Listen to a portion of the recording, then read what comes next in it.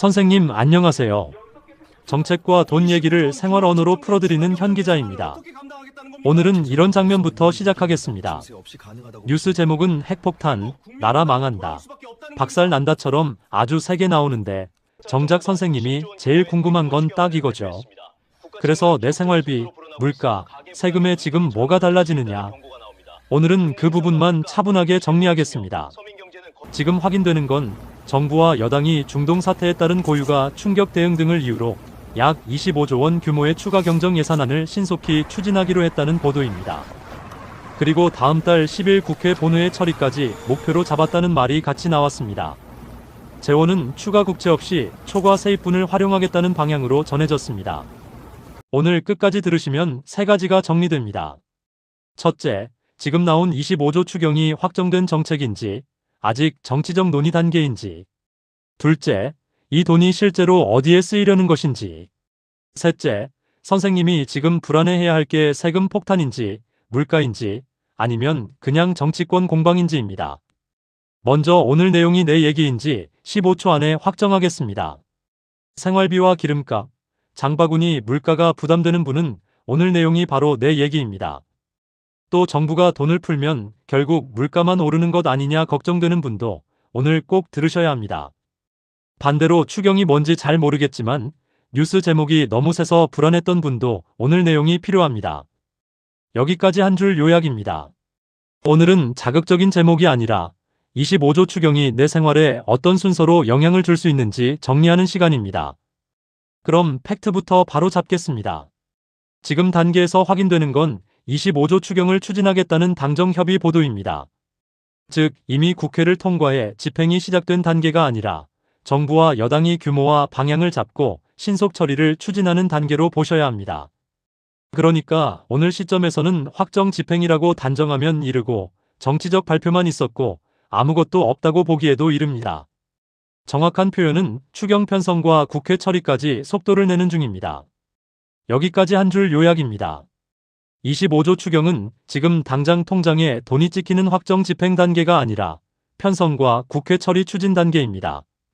그럼 왜 25조 추경 이야기가 나오느냐를 보겠습니다. 보도된 이유는 중동 사태에 따른 고유가 충격, 경기 부담, 취약계층 지원 같은 민생 대응입니다. 쉽게 말해 에너지 가격이 흔들리고 경기가 둔해질 수 있으니 나라가 돈을 풀어 충격을 완화하겠다는 논리입니다. 이건 한국만 쓰는 방식이 아니라 경기 하방 위험이 커질 때 정부가 추경을 검토하는 전형적인 방식이기도 합니다. 다만 문제는 추경 자체가 맞냐 틀리냐보다 지금 이 시점과 방식이 적절하냐는 논쟁이 붙는다는 겁니다. 여기까지 한 줄 요약입니다. 이번 추경의 표면 이유는 고유가와 경기 대응이지만 실제 논쟁은 시점과 방식의 적절성에 붙어 있습니다. 이제 선생님들이 가장 불안해하는 질문으로 가겠습니다. 정부가 돈을 풀면 결국 물가만 오르는 것 아니냐는 질문입니다. 이건 단정해서 말하면 안 됩니다. 추경이 곧바로 물가 폭등으로 직행한다고 말할 수도 없고 반대로 아무 영향이 없다고 말할 수도 없습니다. 왜냐하면 추경이 어디에 쓰이느냐에 따라 결과가 달라지기 때문입니다. 예를 들어 취약계층 에너지 지원이나 급한 민생 안전망 보강처럼 충격을 막는 데 쓰이면 체감은 다를 수 있습니다. 반대로 현금성 지출이 광범위하게 빨리 풀리면 체감상 물가 불안을 더 키울 수 있다는 비판도 당연히 나옵니다. 즉 핵심은 25조라는 숫자보다 이 돈이 구체적으로 어느 항목에 어떻게 배분되느냐입니다. 지금 단계에서는 그 세부안이 모두 공개된 상태가 아니기 때문에 무조건 물가 폭탄이라고 단정하는 것도 민생에만 정확히 꽂힐 것이라고 단정하는 것도 모두 이릅니다. 여기까지 한 줄 요약입니다. 추경의 평가는 규모보다 내용입니다. 돈을 푼다는 사실보다 어디에 푸느냐가 더 중요합니다. 그럼 세금은 곧 오르느냐도 보겠습니다. 현재 보도 기준으로는 추가 국채 없이 초과 세입분 활용이 언급됐습니다. 이 말만 보면 새로 빚 안 내고 하니까 괜찮다처럼 들릴 수 있습니다. 하지만 선생님이 여기서 꼭 기억하셔야 할 건 재정은 한 해만 보는 게 아니라는 점입니다. 당장 국채를 더 안 찍더라도 원래 재정 여력을 어디에 쓰기로 했는지 앞으로의 재정 운용이 어떻게 달라지는지는 따로 봐야 합니다. 그러니까 국채를 안 찍는다더라. 그럼 공짜 돈이내도 틀리고 무조건 세금 폭탄으로 돌아온다도 아직은 단정이 어렵습니다. 정확한 건 추경안 세부 재원 구조화 이후 재정 계획이 나와야 판단이 선명해진다는 점입니다. 여기까지 한 줄 요약입니다. 지금 단계에서 세금 폭탄 확정이라고 말하기는 이르고 재원 구조화 이후 재정 계획을 같이 봐야 합니다. 이제 원문에 나온 국가 총부채 6,500조 같은 표현도 잠깐 정리하겠습니다. 선생님, 이건 아주 조심해서 보셔야 합니다. 국가 채무, 정부 부채, 공공기관 부채, 연금의 장래 지급 의무를 전부 합친 넓은 개념은 서로 다릅니다. 이 숫자들을 한 줄로 묶어서 지금 당장 정부가 갚아야 할 빚처럼 말하면 과장이 될 수 있습니다. 그래서 추경을 비판하든 옹호하든 어떤 부채 개념을 말하는지부터 분리해서 봐야 합니다. 숫자가 커 보인다고 다 같은 빚은 아닙니다. 이 부분은 제목 장사에서 제일 자주 섞이는 지점입니다. 여기까지 한 줄 요약입니다.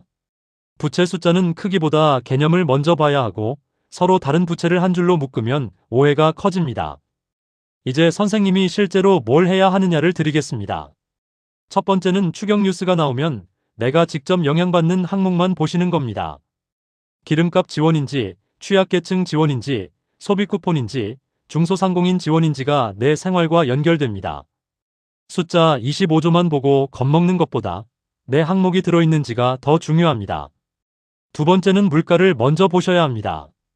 추경은 당장 체감이 안 와도 장바구니 물가와 에너지 가격은 바로 체감됩니다.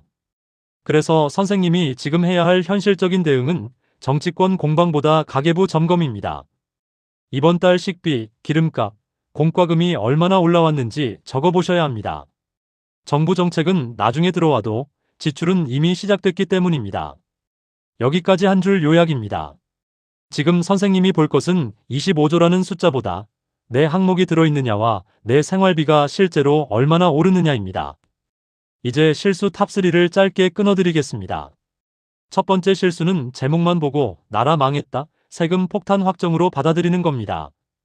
두 번째 실수는 추경을 무조건 선거용이라고만 보고 실제 민생 항목이 내 생활에 어떤 영향을 주는지 안 보는 겁니다. 세 번째 실수는 추경 이야기에만 몰입하고 정작 내 가계 지출 구조는 안 보는 겁니다. 정치 뉴스보다 선생님 통장이 먼저입니다. 이제 마무리하겠습니다. 오늘 내용의 결론은 딱 이겁니다. 지금 나온 25조 추경은 중동발 고유가와 경기 부담에 대응하기 위한 당정 추진 단계의 추경 구상으로 보셔야 합니다. 아직 세부안과 국회 처리 과정이 남아있기 때문에 무조건 물가, 폭탄도 민생 구원 확정도 모두 이릅니다. 선생님이 지금 해야 할 일은 제목에 흔들리는 게 아니라 내 생활과 연결되는 항목이 무엇인지, 실제 체감 물가가 얼마나 오르는지를 먼저 보는 겁니다. 이제 오늘 할 일 2개만 드리겠습니다. 오늘 할 일 하나는 추경 뉴스가 나오면 25조 숫자보다 내 생활과 연결되는 항목이 무엇인지 확인하는 겁니다. 오늘 할 일 2는 이번 달 장바구니 물가와 기름값, 공과금이 얼마나 늘었는지 적어보고 체감 부담이 큰 항목부터 먼저 점검하는 겁니다. 댓글은 개인정보 없이 이렇게만 남겨주세요. 지금 제일 부담되는 게 기름값인지, 식비인지, 공과금인지 정도만 남겨주시면 다음에는 추경이 실제로 어디에 꽂히는지 더 쉽게 풀어드리겠습니다. 그리고 다음 영상에서는 오늘 나온 초과 세입으로 한다는 말이 정확히 무슨 뜻인지, 국채를 안 찍으면 정말 괜찮은 건지 그 부분만 따로 떼어서 쉽게 설명해 드리겠습니다. 지금까지 현 기자였습니다.